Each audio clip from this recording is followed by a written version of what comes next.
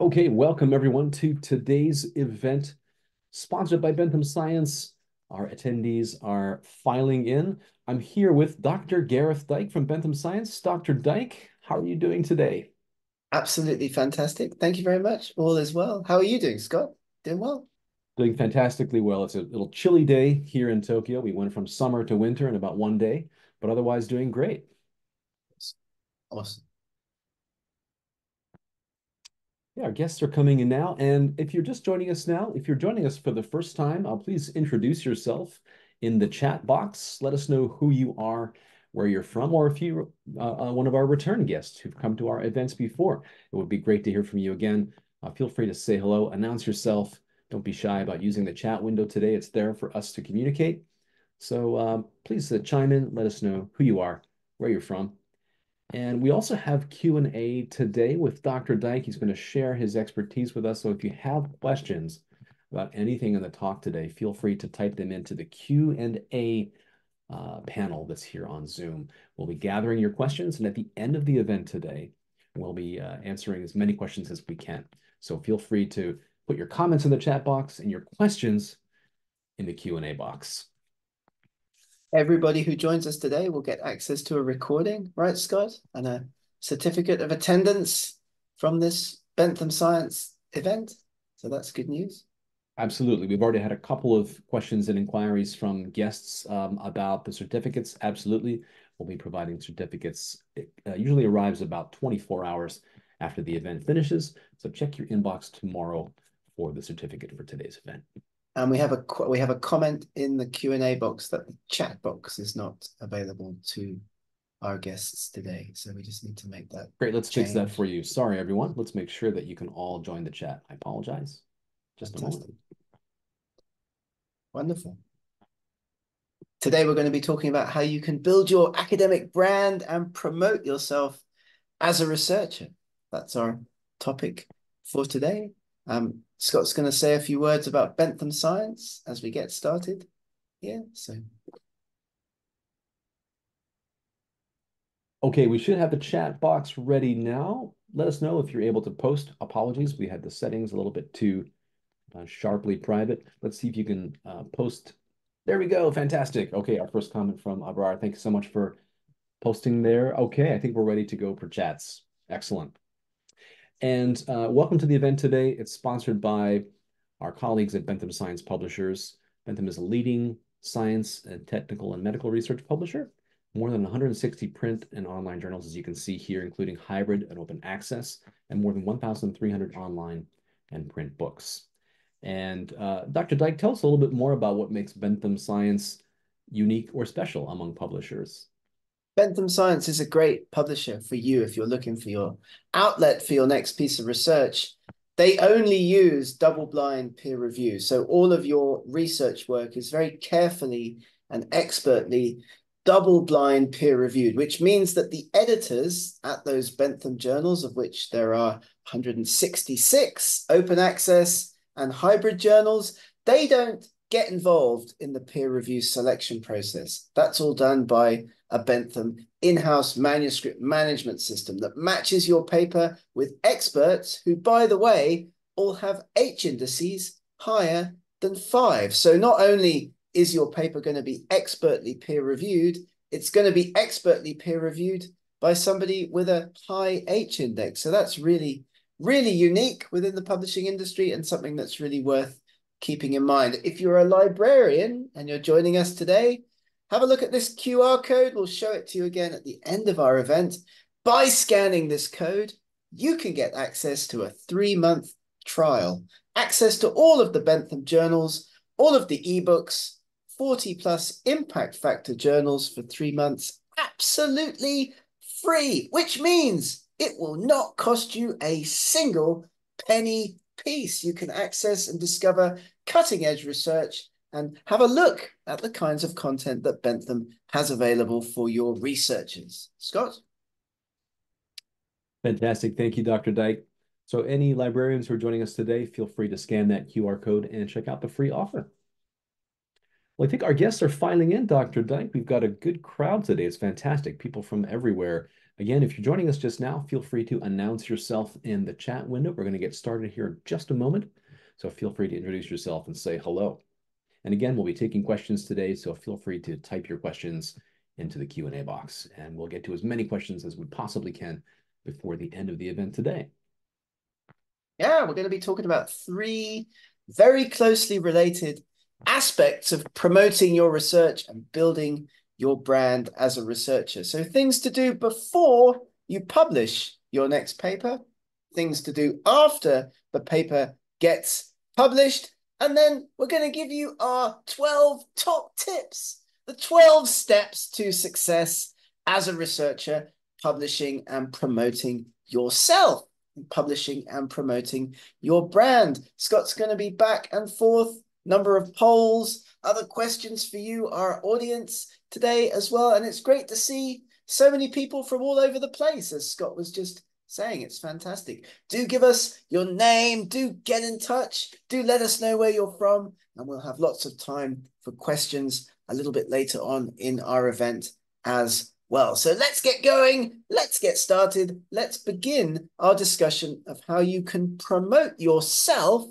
as a researcher, how you can build that brand so that people know about your research, people learn about your research, and people obviously are going to cite your papers a little bit more, which is absolutely fantastic and certainly something that everybody should be doing as a researcher throughout their careers. I didn't do that when I was a researcher, and I definitely regret it. So here's a roadmap to publishing success. We're going to talk about this. We're going to come back to this. We're going to lean on this throughout our event today. Beginning the process, you're preparing to write. You're thinking about how to do that. And we certainly have lots of other training, lots of other content around this preparing to write aspect of academic writing. So if you'd like to get in touch with us, we can send you other information. We can certainly also come along to your institution virtually, do a presentation about preparing to write,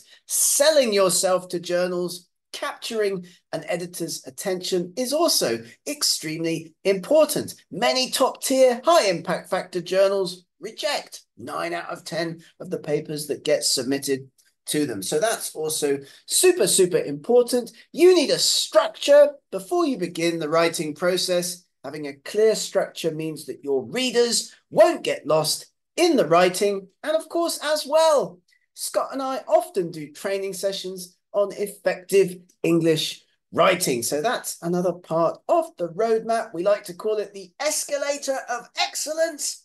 You move up there from preparation, selling yourself, structuring your article, and then effective English writing as the components of your publication success.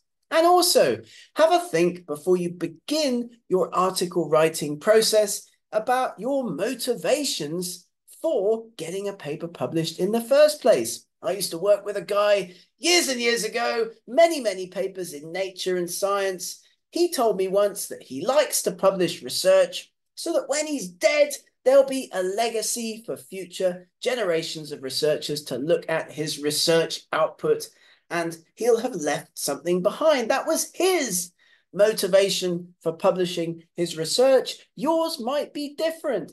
As a PhD student, as a master's student, you want to get published to get funding or to get your degree potentially. You might want to get published to get promoted.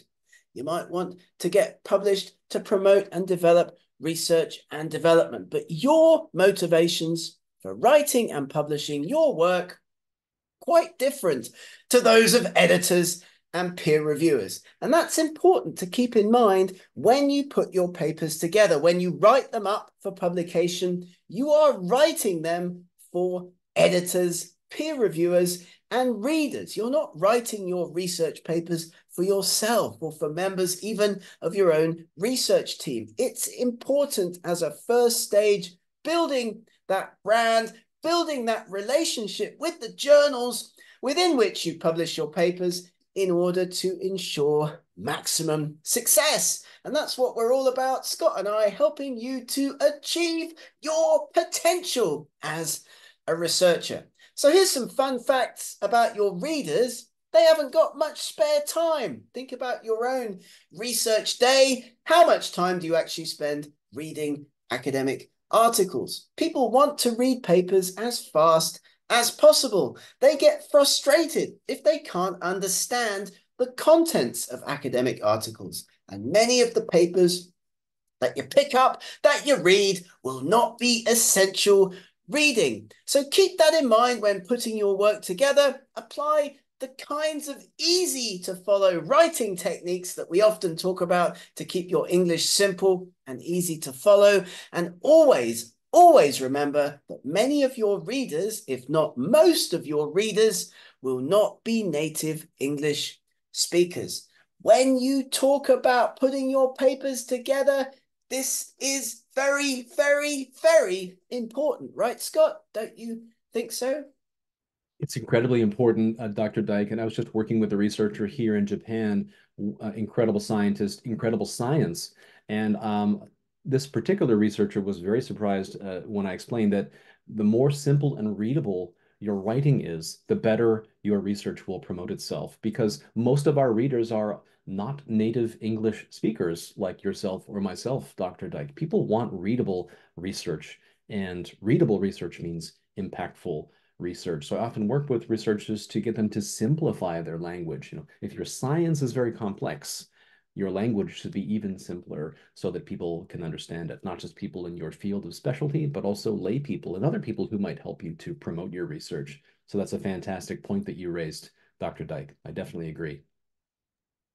And if you don't promote your research, then something is going to happen, and that's nothing. Nothing. So, I mean, don't be like me when I was a researcher, just writing and publishing papers and doing nothing to promote those papers so that the readership of your work increases. This is the point of this presentation today, building your brand as a researcher, developing that reputation, if you like, within your field and beyond, that people are going to want to read your research work when you publish it. That's very, very important. So we'll talk about this in a great deal of detail in this presentation, I hope. But what do we mean when we talk about academic branding? We're talking about your profile as a researcher. As I just mentioned, other workers, other researchers being able to recognize your work and wanting to read your papers, attend your conference presentations when you give them. So the positioning of your research within your field. So this presentation, it's all about maximizing your brand, building your profile as a researcher within your field and beyond. So let's have a look quickly about what impact actually is around the life cycle of a research project, from inputs, outputs, and outcomes, as well as societal benefits. Lots of researchers, me included, don't really think about the benefits that their research is having on the lives of ordinary people, on the outside world, on society, and so on. And this is very important in addition to what we like to call academic impact, which of course is the impact factor, the reputation, the readership, the citations of the journals and other outputs that you create as a researcher. So have a look at this wheel. Of course, we'll give you this presentation as a recording at the end, but this is a great way to visualize the kinds of things that you're doing as a researcher as you build up your impact around the life cycle of your research papers. And this is also very interesting to keep in mind because, as we mentioned already, your perceptions of impact and your motivations for publishing as a researcher are quite different to those of journal editors. They care more than you do even that your paper gets read and downloaded, but they might care far less than you do about the societal impact of your research outside academia. They just worry about the reputation of their journal. They just worry about how many people are going to cite, how many people are going to use the journal. So this is important as well. Perceptions of impact between authors, researchers, and journal editors, journal managers working at publishing companies, for example. And so when we talk about maximizing our impact as researchers, we're really talking about two quite interrelated, but nevertheless distinct aspects: academic impact, citations, readership, and so on, and economic and societal benefits of research. Okay, so these are ways to think about your impact as a researcher, the different kinds of impact that your work is having on the field. And overall, of course, impact is a measure of the good that researchers do in the world, right? So it's not just about impact factors. It's not just about journal publications. It's not just about your career.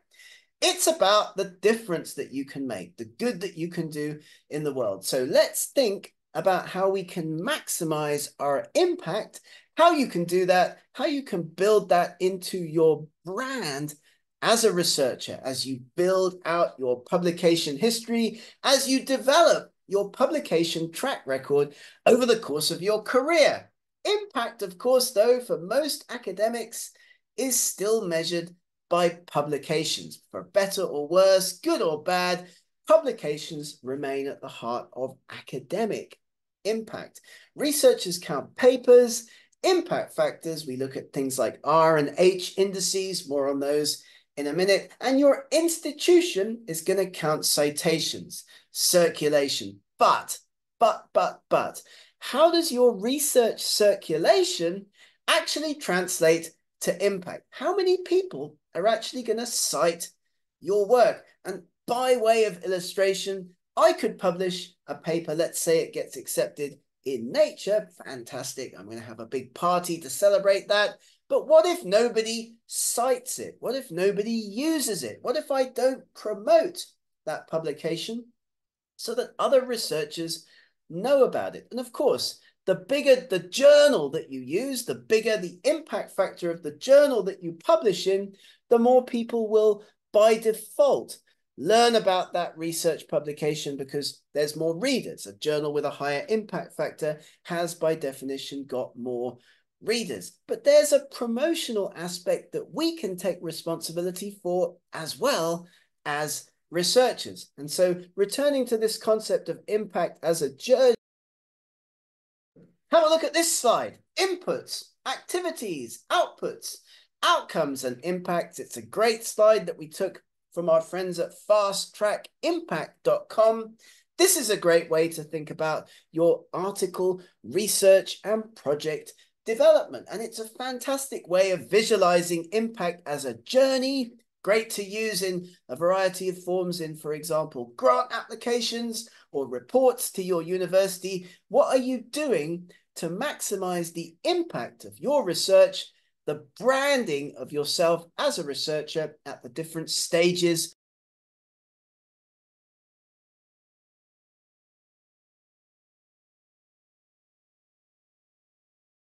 Whoops, I muted myself. Hope you didn't miss too much. Inputs, activities, outputs, outcomes, and impacts. How are we doing, Scott? Everything okay? Doing great, Gareth. Doing great. I muted myself by mistake. I'm No flailing worries. around, We're back. We're shouting and back. screaming. Research impact as a journey. And this is important as well to have a think about this, because you can do this in several ways as a researcher. You can write a paper, as in our example here, about the molecular genetics of tobacco, right?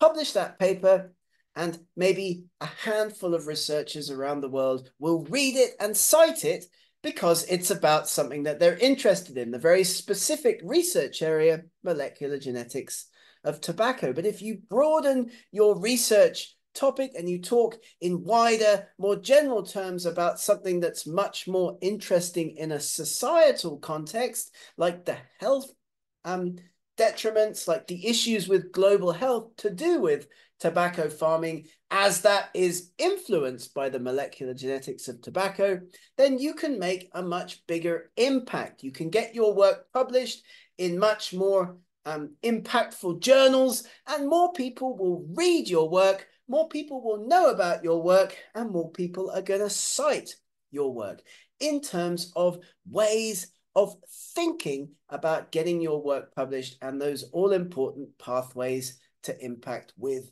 your research. So we are talking in this presentation then fundamentally about reaching more readers, building our brand, getting our papers published and getting them out there so that more people read them. So people often ask us, Gareth and Scott, what's the secret to publishing a paper in a high impact factor journal?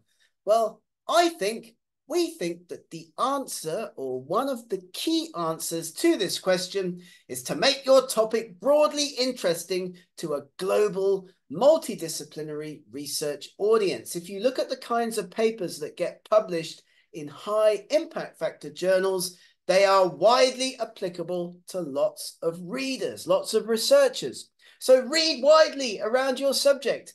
Check news sites to see what's hot and what's not in science in your area. How are leaders, research leaders in your field, pitching their work to top journals? And you can learn from researchers that have come before. You can see how successful publishing researchers learn from their mistakes, how they pitch papers to big international journals. And as David Hockney said, you step back from your tight, narrowly focused PhD project, that tight piece of research that you're so obsessed about. You don't see the big picture. You don't see like the wider context of your research and why it might be interesting to lots of different people. Scott? Yeah, these are fantastic points, Gareth. And one question that probably the number one question that we get from all of our audiences at all of our events is, how do I write something that will be impactful? How do I write a more impactful paper? How do I reach more readers? And I think you covered it fantastically here. But we talk about the secret writing skill, and that is reading, simply just being aware of what's happening in your field, the kinds of impactful research that's around you. And yeah, by reading more and reading in a more focused way, that will actually inform our writing and make it easier for us to write impactfully ourselves. Absolutely. Absolutely. And we're in a very exciting time, of course, because there are millions of different AI tools that you can apply to help, with the reading process, with the writing process, with the keeping up to date with literature process. So it's not like it was back in our day when we had to walk down to the library and actually go and leaf through the latest journals that had come out that week. This is much easier, I think, now. It's a really exciting time for researchers, especially non-native English-speaking researchers, in terms of all the different tools that are available. So it's important, and we're here to help you to make sure your research stands out. And that's the other key takeaway message from this first part of our presentation today. About 2 million papers published every year, about 30,000 in medical sciences every month. How are you going to make sure that your research, your great paper, stands out, that people are going to read it, that you develop that brand, that reputation as an excellent researcher? Well, the first step to keep in mind is, of course, which journal you're going to publish your work in. And many people, they don't start to write until they've decided on a target journal. They're talking to other people. They're talking to colleagues. They're making those pre-submission inquiries to journals, reaching out to journal editors with something that they've got finished from that project, and asking the editor of a suitable journal, would this be something you'd be interested in seeing published in your journal or not? And of course, this is a great strategy to adopt to target journals with your research, to make sure that you have the best possible chance of publication in a decent high impact factor journal. And this is something that we talk about in other training sessions. We do whole sessions on journal selection. So do get in touch if you're listening to this and you'd like that kind of presentation for your research team, for your research group. There are a number of key things to think about when you select a journal. Is it accessible or not? Does it have an impact factor? And what does this mean? And is the journal peer-reviewed? Remember, we mentioned all of the Bentham science journals, double-blind peer-reviewed. That's quite unusual in the publishing industry. That's an important consideration in terms of the reputation of the research that you publish. So impact factor, reputation, reach of your target journal in your field, and whether or not the journal will be open access or not, which is, of course, something we can come back to and talk about a little bit more in our Q&A later. But most researchers look for fast publications, at least as fast as possible. They look for journals with decent impact factors, and they want their publications to have a high reach and a wide as possible, large as possible readership, which is why many researchers like the idea of publishing their work open access. If you're wondering at this point about impact factors, by the way, what does that all mean? We put together this handy graphic to explain to you what a journal impact factor is and how it is calculated. Again, we'll send this presentation so you can have a look at this later. Basically, an impact factor is a measure of the number of articles published in that journal over the last 2 years, divided by the number that have been published with impact, with citations. So the number of citations and versus the number of articles published in that journal over the last 2 years. Clarivate Analytics, the company that produces and releases impact factors, does so annually, but the impact factors that you're looking at, so if you look at Bentham Science, for example, 40 journals of the 166 that Bentham publishes have impact factors. Those are actually impact factors from 2 years ago. Okay, that's an important consideration to keep in mind. But this is how it works. That's how impact factors get calculated. And as you will be very well aware, if you're working, for example, in humanities, in social sciences, I know Scott wants to jump in and make comments about this as a researcher in one of these subject areas. It's often quite difficult, right, Scott, to find a journal that's got an impact factor in some of these subject areas. Indeed. Social sciences guy here, absolutely. For journals, it can be challenging for us. And speaking of impact factors, we have a very timely question from Benny in the audience. Do we have time for a question just now, Dr. Of Dyke? course, Benny's question, this is a great one. I was told a good impact factor varies by field, etc., as you're talking about just now. How do we assess what's a good impact factor? Your thoughts, Dr. Dyke? Yeah, absolutely. Impact factors, of course, vary by subject areas, by areas of study. So in a particular area of study, and I don't know what your area of study is, Benny, perhaps you'll share that with us in the chat, but there will be, or there should be, a list of journals that researchers in your area would normally publish their work in. And if, you've probably got that in your head, like most researchers know, like in their particular field, there's a stack of journals where most of the research would normally get published. And those are your target journals. You should rank those by impact factor. And of course, some subject areas, like in my case, dinosaur paleontology, it's got a higher chance, right, of getting published in some journals than maybe some other areas of study, because some topics, unfortunately, are just better suited, I guess, to wide general readership than others. Climate change, for example, would be another topic that if you're working in that area, you've got a higher chance of putting your work into higher impact factor journals. One of the tricks here, by the way, is to identify the hook in your own research and make it relatable, make it relevant, make it into something that people are going to want to read about. So great question, Benny. In different subject areas, different lists of journals. And so, of course, like certain subject areas, publishing in an impact factor journal with a level like 3 is very good, very impressive. Whereas, in other fields, people would be aiming to higher impacts, let's say. But let's talk about that a little bit later in the Q&A as well. There's a coverage problem in different disciplines, as Scott was mentioning. And it's also important for us to note at this point, open access. What is open access? Of course, quick definition, open access publishing ensures that everything is accessible to everybody. And this has definitely changed a lot since the pandemic in terms of people's uptake of open access as a publishing model. There are 2 kinds. First one I'll mention is gold open access. That's where you put your paper into a journal or with a publisher that puts out just open access.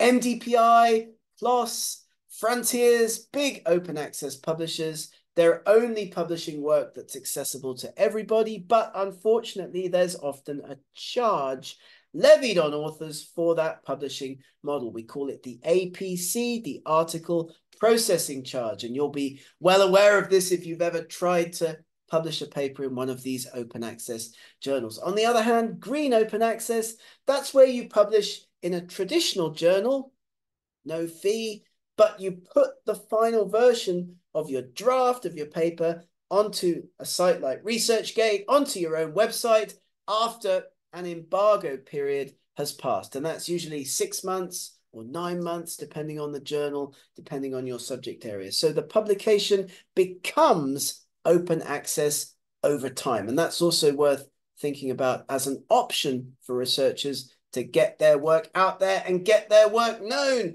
Couple of tips for writing a highly cited paper.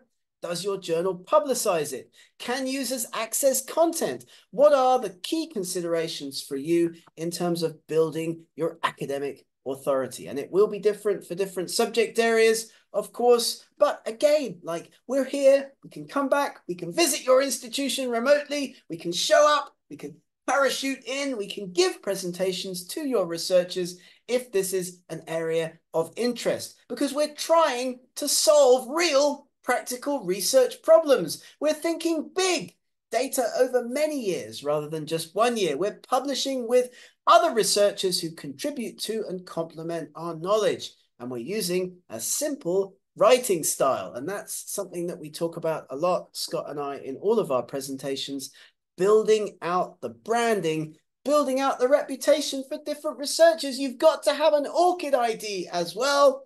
Very important so that you can be differentiated, you can be distinguished from other researchers. Many publishers now, many journals are requiring an ORCID ID when it comes time to make a submission. So make sure you have one of these as well. Well, that's the first bit.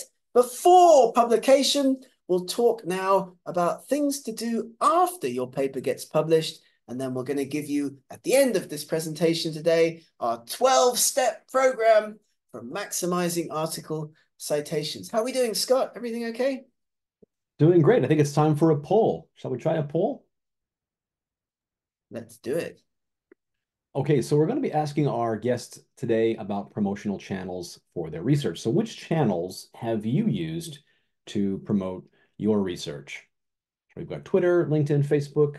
Well, I guess we've got Twitter there twice, so it's called X. We've got Twitter and X here separately, I guess.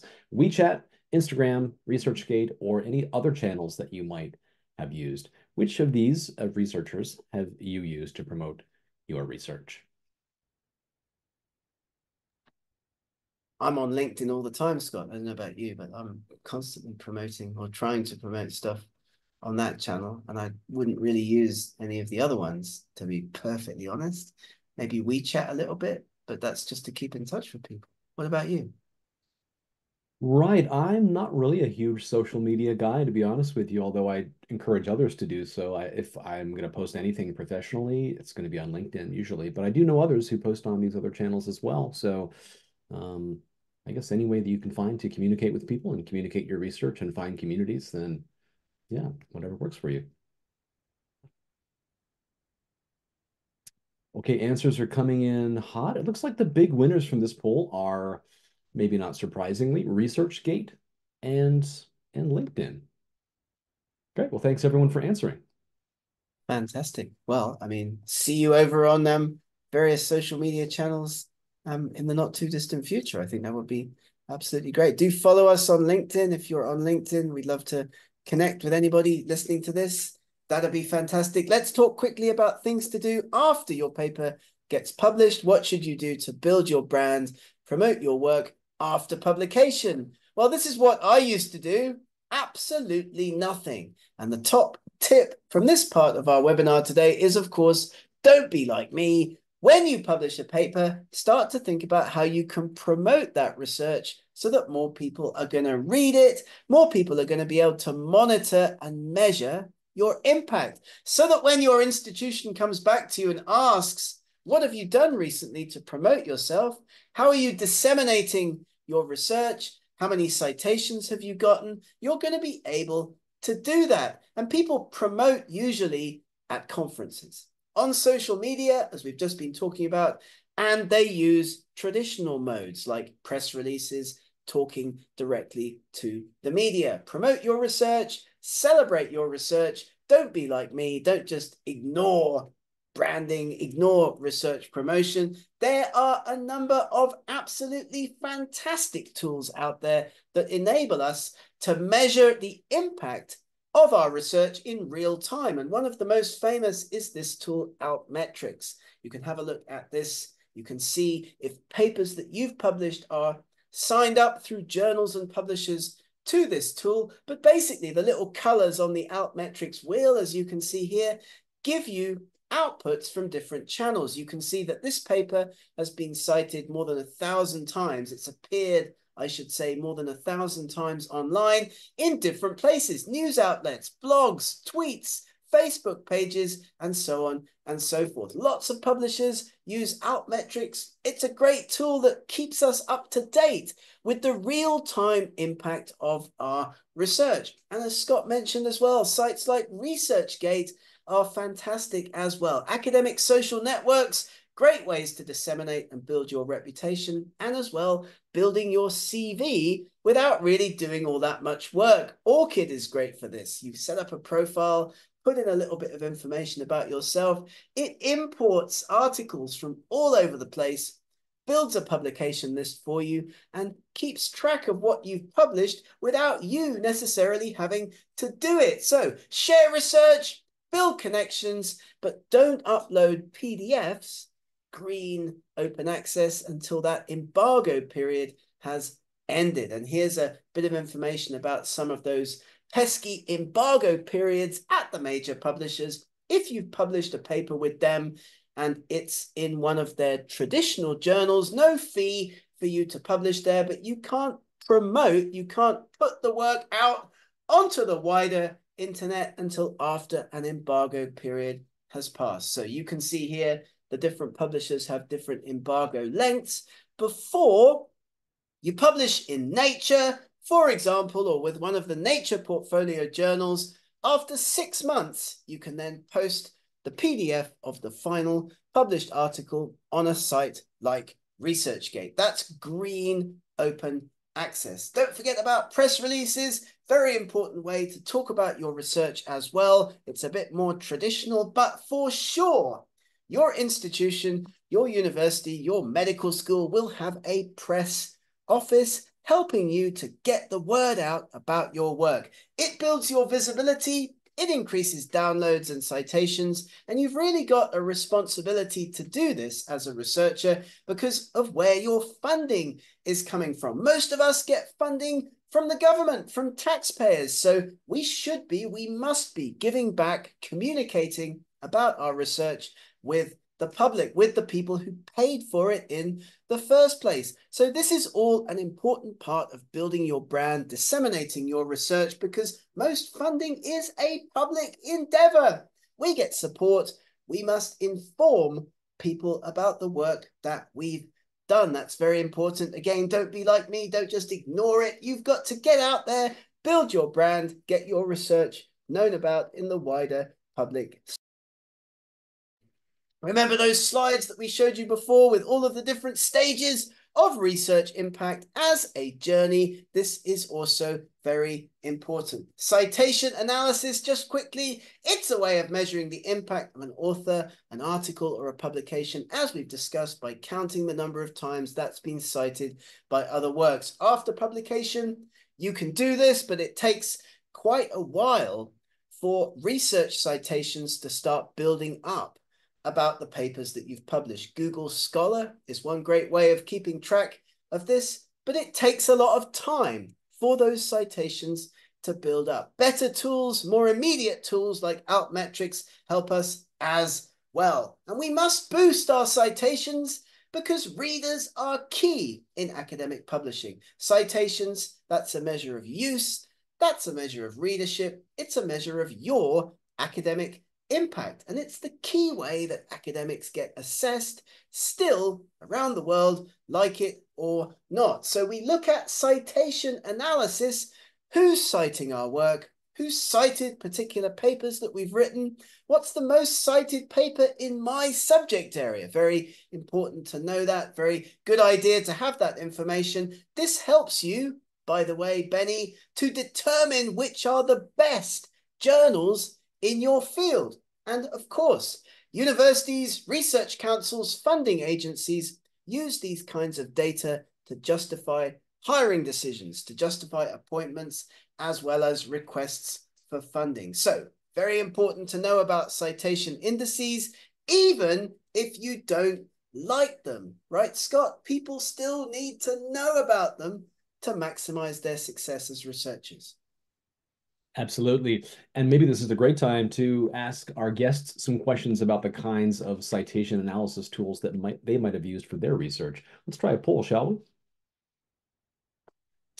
Okay, our poll is, which citation analysis tools have you used? The options here are Web of Science, Scopus, Google Scholar, ORCID, or other. Yeah, like Altmetrics, maybe. If you've had access to that tool, perhaps. Maybe you've looked at the success, the performance of a paper that you've published on Altmetrics. So if you've done that, click the other button, because that, of course, contains lots of information other than just citations. And remember, citations take at least 2 years to build up for a journal to gather its impact factor. So that's important to keep in mind as well. Okay, answers are coming in. Looks like, wow, Google Scholar seems to be the big winner amongst these choices, at least. Web of Science, 48%. Let's just share the results here. Web of Science, 48%. Scopus, 36% of our guests have used Scopus. 79% have used Google Scholar, 27% ORCID, and 6% some of those other citation analysis tools. Interesting. Thanks for sharing. Thank you, Yeah, everyone. really, really. Some of these require subscriptions, right? So you won't be using Scopus, Web of Science if you're not inside of a university that has a subscription for those kinds of tools, for example. Whereas Google Scholar, very popular because it's freely available. These tools enable us to gather data on the impact of journals, as well as assessing particular areas of research, activity, and publications. Remember, we mentioned that list of journals that you should have in your subject area, ranked by impact factors, aiming high with your publications, hoping to get your work published in better journals if possible. ORCID, Google Scholar, Web of Science, and Scopus are the top 4 ways that researchers do this around the world at the moment. Here's my Google Scholar. I'm not looking at it all that often, but it's a great way. Again, if you've got a Google Scholar profile, if you haven't, you should have one. It builds up that track record for you. So if you need to go for a job, you need to write up your resume for a grant application, you can do a lot of that work using ORCID and using Google Scholar as the basis for what you need to put together for your application. So very, very, very good idea to have a Google Scholar profile. People will look at your Google Scholar profile when you're being considered for funding or when you're being considered for a job application, for example. Our impact checklists, very important to keep in mind. What are you doing during the project, on publication, and on an ongoing basis in order to maximize other people's knowledge, other people's awareness of your research? And of course, as we talked about already, you need to have those promotional channels. If you're a little bit older like me and Scott, then maybe it's going to be LinkedIn or email. But if you're, using Instagram or Twitter or Facebook, where are the other researchers in your field hanging around online? You can target your content into those groups and make sure that your content makes a difference. And this is why, by the way, that it's also important to work on your public engagement skills, because as we've discussed, you need to be able to explain the value of your research. When people ask you, why is your research important? What are you working on? You need answers to those questions that are easy to understand for anyone. You need to justify your funding, perhaps, by showing demonstrating, arguing its impact. So you can get better at this. You can learn to be better at public engagement. You can learn to communicate more effectively. And we always like to say that telling a story is one of the best ways to communicate about anything, and that is especially true for research. Remember my example about molecular genetics of tobacco? How boring would it be if you just talked about that research? What about some stories? What about some things that happened in the lab or in the field while the research was going on that people can relate to, that people will find interesting, that will help you to develop your presentation skill set? And you're going to be doing this when your article is published at conferences, of course, where you network, where you get to identify new trends in your research area and others. Lots of conferences went online, of course, but now, of course, we're back out there. We're talking to people, networking, and bringing our research out there to the public and explaining its value. One of the best ways to build your brand as a researcher and get much, much, much more impact is to collaborate. This is the secret for many successful researchers publishing lots of papers, by the way. They're collaborating to increase their reach and citation. You can see some work that's been done on this slide that shows the scientific basis for this. But of course, if I write a paper with Scott and it gets published, our networks will know about it. But that's just 2 people. If we write a paper with 20 other co-authors, then that automatically increases the pool of people and the networks amongst the pool of those people who are going to learn about our research. So collaboration, by the way, is a very, very, very good idea, not just for your career, but also for building your brand as a researcher. Scott, how are we doing?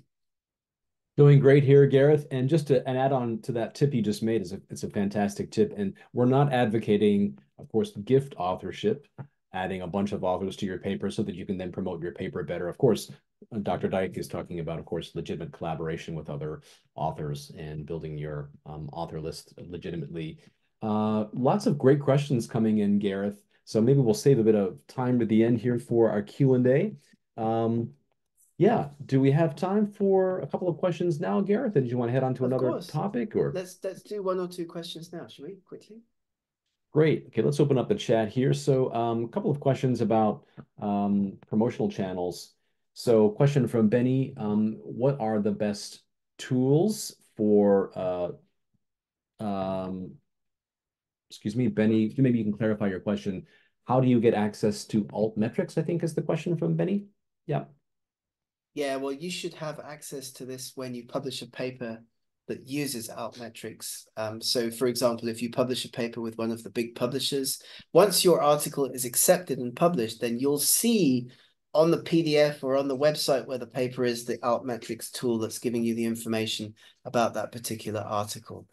You'll need a subscription if you actually want to look at lots of papers. Maybe your institution has one. Let's check that. Let us know where you're working. We can check up on that information for you and get back to you after the event today. But thanks for the question. Yeah, great question, Benny. And thanks for clarifying. So Benny's question was other citation analysis tools. There was that other category there. And you mentioned Altmetrics, of course. Dr. Dyke, any others that you would recommend or from that list, which citation analysis tools would you strongly recommend? There are very many. And now we're seeing like lots of AI related tools coming out that do this for us, like Scholar AI, for example, that's providing this kind of quick and effective and very, very rapid way to search citations. We'll send you a list. If you drop us a message after the event, Benny will send you a list of these tools so that you can have a look. Okay. Thank you for that question. Great. Great. Thanks, Benny. And also from the chat, I'm just going to scroll up a bit here. And I think we've addressed most of these questions. Yeah, if anyone else has questions, drop them into the chat or the Q&A. Another question from Benny here. Thanks for your questions, Benny. The question is, one of the challenges I see for people new to the research area is there's so much going on in AI that if you try to read everything, you may lose focus.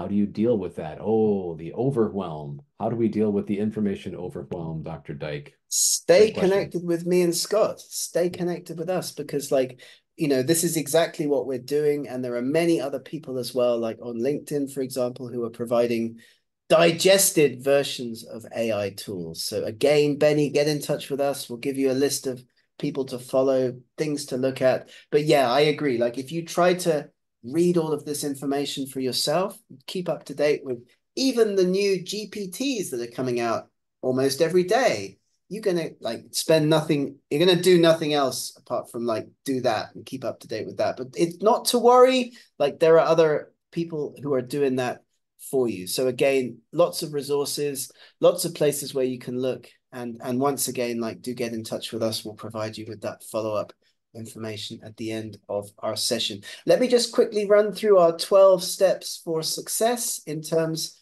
of maximizing your citations. And then we'll be back with a few more questions at the end of this event in just a few minutes.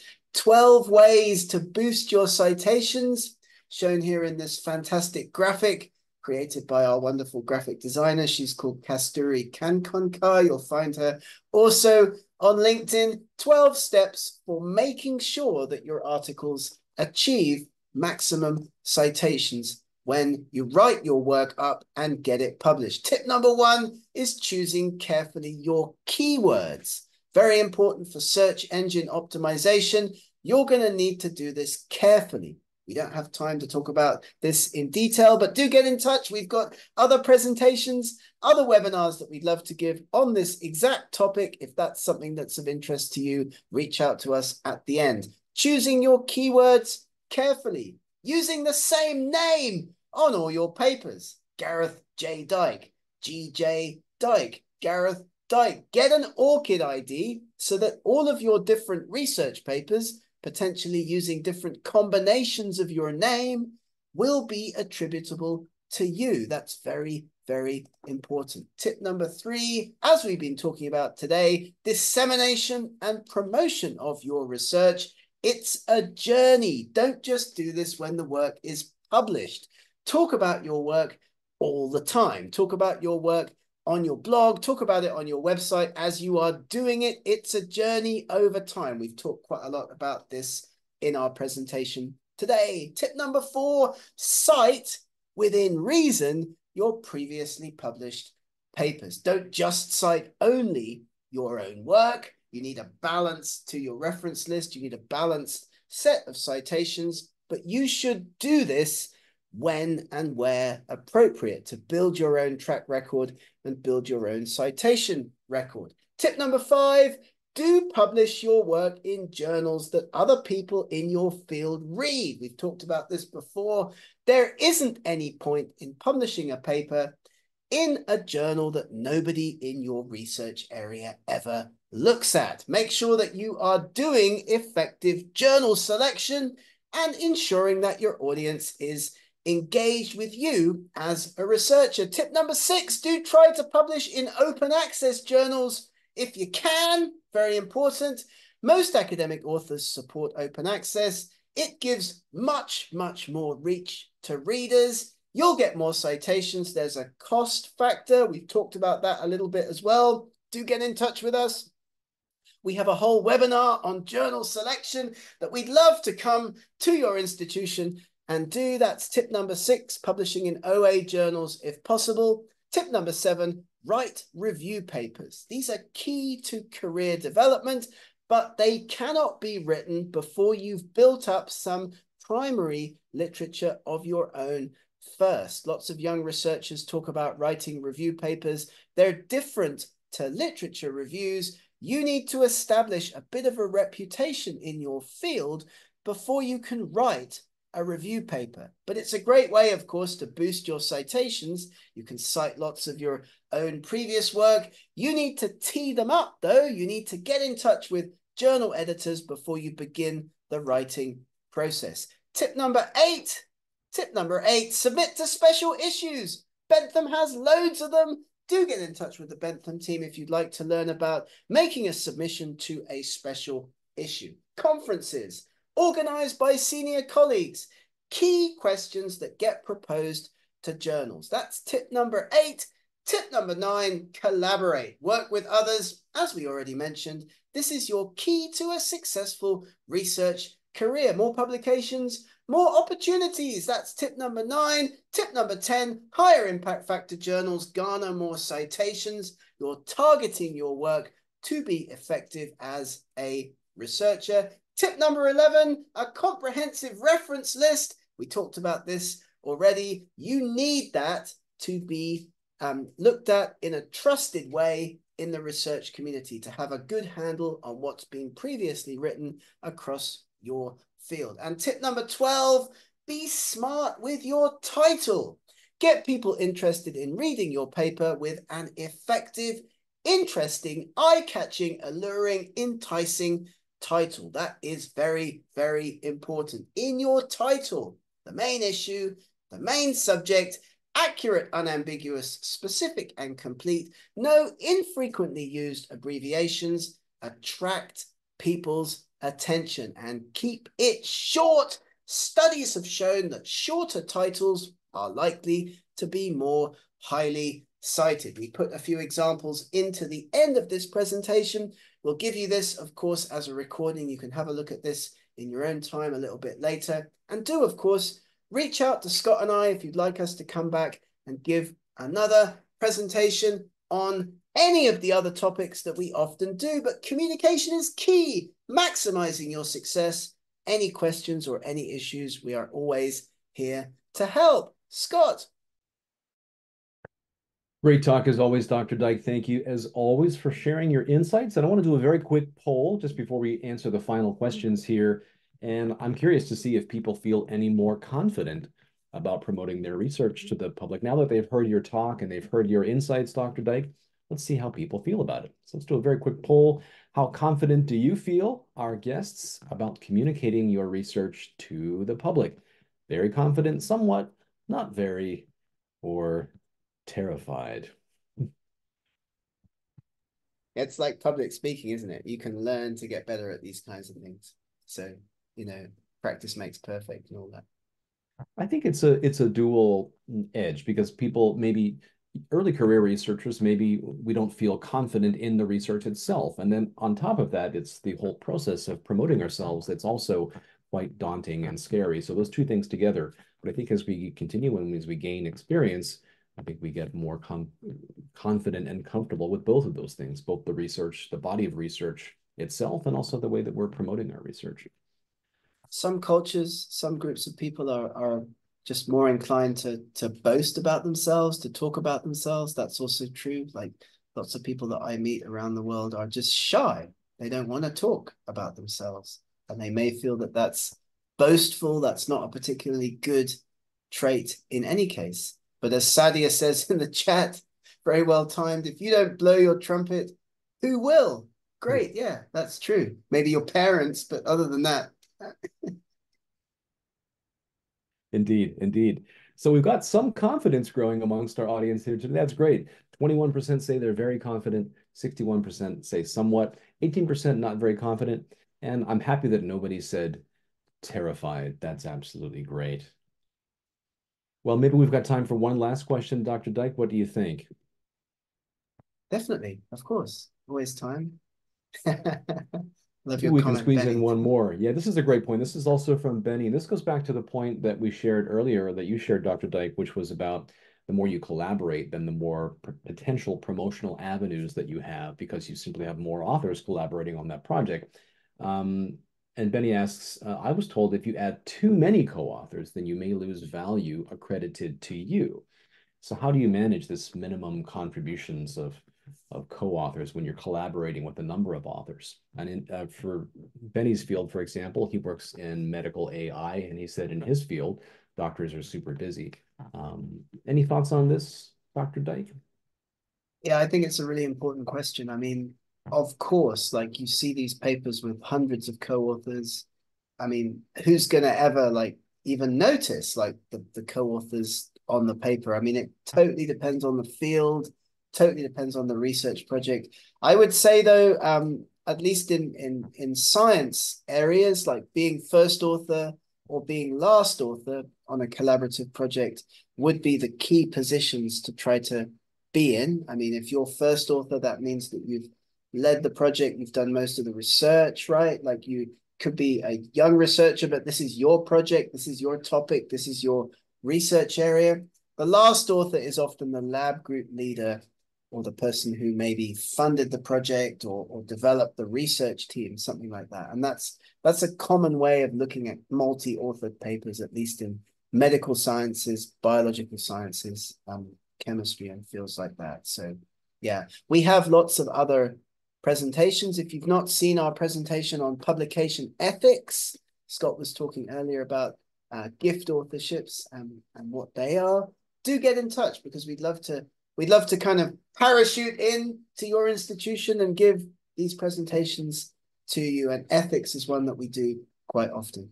Thank you for all the great comments. It's really really nice to see. Thank you. Yeah, our guests today were fantastic. Wonderful comments and a great atmosphere. So thanks everyone so much for joining us today. And thank you, as always, Dr. Dyke. I learned so much from you sharing your knowledge with us. And thanks to our guests. It was a really great session. So thank you, Gareth, and thanks to our guests again. And on behalf of Bentham Science, thanks again, everyone. And we'll be sending out a mail tomorrow within about 24 hours that's got the link to the complete video and also a certificate for participating today. So thanks, everyone. And any final words, Dr. Dyke? Don't forget to scan the QR code if you're a librarian. I'll show this to you again. Like you can get free access to all of the Bentham content. That's there on the screen. So scan, scan, scan away either now or when we send you the video recording. And of course, lots of social media channels as well. You can follow Bentham on a variety of different platforms or email them directly at marketing@benthamscience.net if you've got a specific question about any of the journals or submitting a paper to any of the Bentham titles. Thank you so much, Scott, for being a wonderful colleague.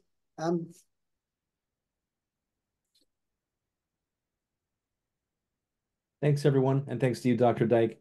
Have a great day, everyone.